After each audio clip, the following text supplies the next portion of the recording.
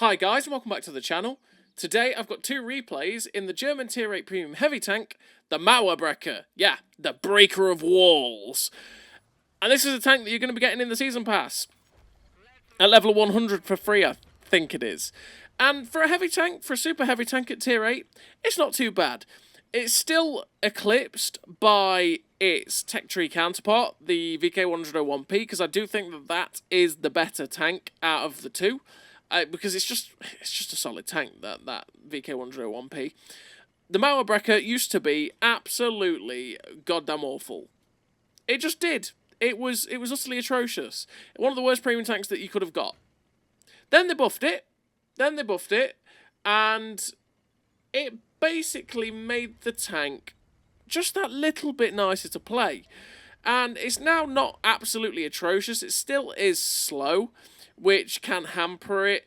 The reload's still a little bit slow as well, but it does have nice alpha to go for it. But yeah, on the whole, it's not horrific. You can have like back in the day, even when you were top tier, you would still have a very bad time in the Mauerbrecher. These days, it can go a little bit better for you. So what did they buff on the Breaker of Walls? Well, they buffed the top speed from 20 to 25. Massive buff. Massive. Made it go from being this horrifically slow tank to a tank that's mediocrely slow for the type of armour it's got. And the front hull gun port got buffed from 150 to 180, and the commander's hatch from 150 to 200 millimeters.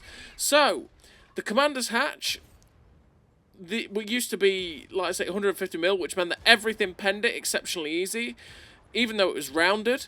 Now, because it is rounded, it is still a little bit more difficult for the tanks to pen if they go for it, which is quite nice for the tank. It's still pennable by most tanks, realistically, but because of the way it's rounded, you're more likely to get troll bouncers, which is nice for the tank.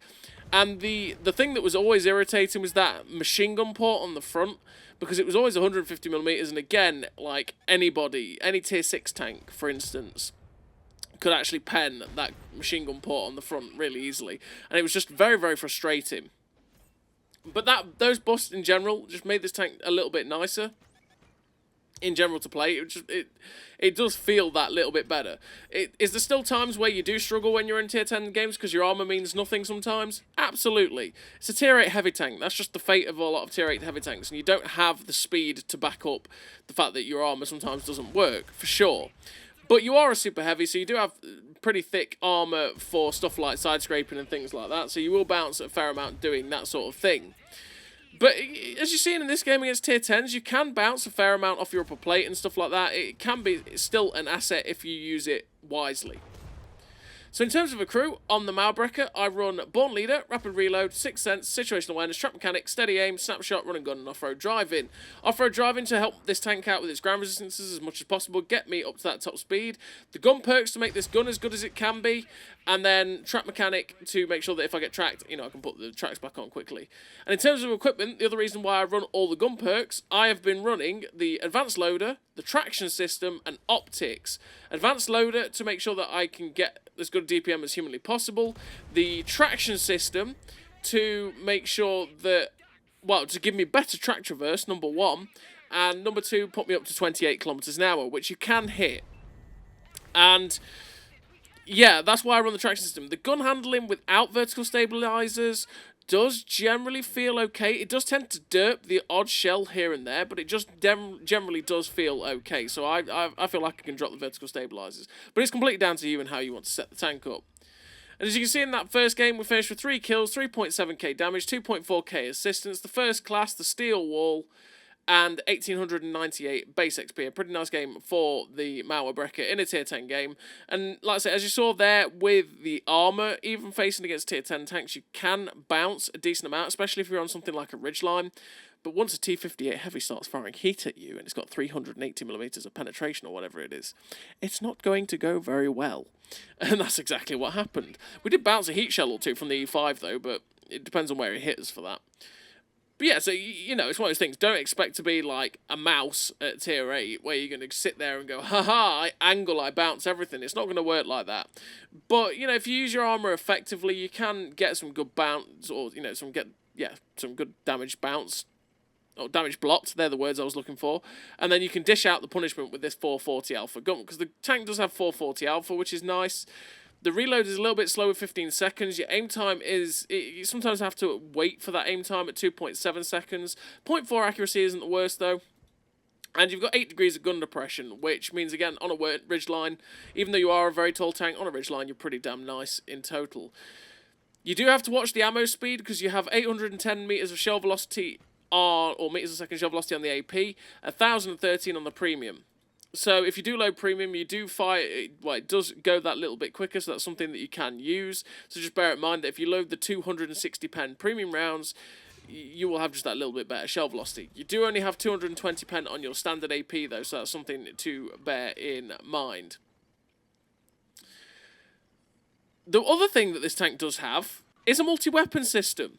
So it does have a 75mm gun. As you can see, I've loaded full heat in it. And that is because it has 43 standard pen on its AP, which is not very good, or 87 penetration on its heat. And 87 pen on the heat is still not very good at penning anything in general anyway. And is generally not that useful unless against some less armoured tanks. So that's something to bear in mind. You're more than likely never going to use the multi-weapon system that much unless, like I say, there is something that is generally pretty thinly armoured. So yeah, this second game, we're on Sand River. And on Sand River, we are in... Well, we've basically gone to this middle area here. Because this middle area in the riverbed is a pretty nice brawling spot for heavy tanks. You can get down here, you can side scrape, you can use your armour in different ways. And especially for the side we're on, it means that you can cover the cupola quite easily with the little rocks in front of us, and you'll be okay. So we used the multi-weapon system there against the T-3485, because 86 pen we should be able to go through that guy. We've got premium loaded for this Oni, because he's a bit of a pain to pen with AP. I did notice he had the 10cm gun, so he's firing AP, which meant that I was pretty confident in just driving out in front of his gun. I wasn't going to get derped, which is quite good. You can see, once again, we angled. We angle. You always have to try and angle in heavy tanks like this, and that way you have more chances of ricocheting shots. And we ricocheted the T-32 there. But the T-32 does actually go for the shot into our cupola, which, again, is something you've got to watch out for. And we're just going to drive up. Now we've got the standard loaded for the Oni, because now I'm in a position where I'm further forward and I can get shots into his lower plate or try and get shots into his side, which is what we did. So we're just trying to get some heat shells into the T-3485, but it's not quite going in. The Oni ends up getting shut down by the Sturm Tiger P, so we're just going to push forward and see if we can start getting some shots into these guys. So I'm using the multi-weapon system here with the heat on this 75mm gun. And as you can see, 86 pen is just, it's not even going in on a T-20. A T-20 has 0 armour. And it's just, it's just not working. We don't quite have the penetration for it. So, we're just popping shots at him, but when the main cannon's loaded, we can get it. We use the heat, we're aiming for the shot. Well, I was going to go for the lower plate there, but hey-ho, it went in anyway. And we get to shut down the T-20 with the heat shell, and then we get to shut down the T-3485 with the heat shell too. 2 in 1 go. Now there's the Scorpion. We get low rolls? 440 alpha game, 373 on the Scorpion. We don't actually get to kill the Scorpion there with that shot, which is really sad. We pop a shot with the multi-weapon system against the Panzerjäger there, and he clearly hasn't got a clue that this thing has the multi-weapon system, and but we would not have got that kill on the Scorpion with the multi-weapon without the multi-weapon system either. We got the shell in with the multi-weapon system in to kill the Scorpion.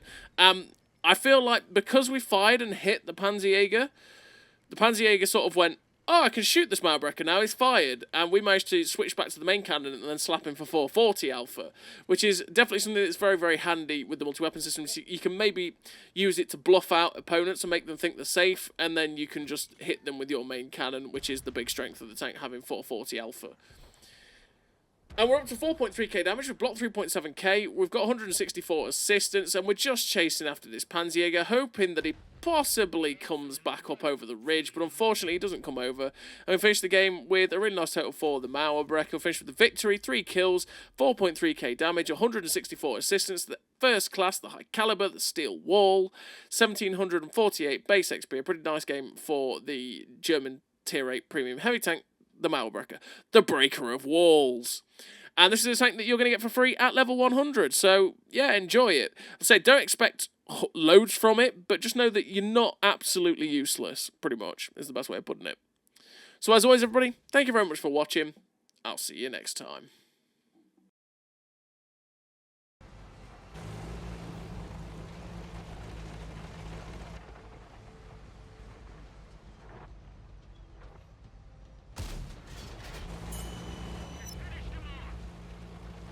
A great success!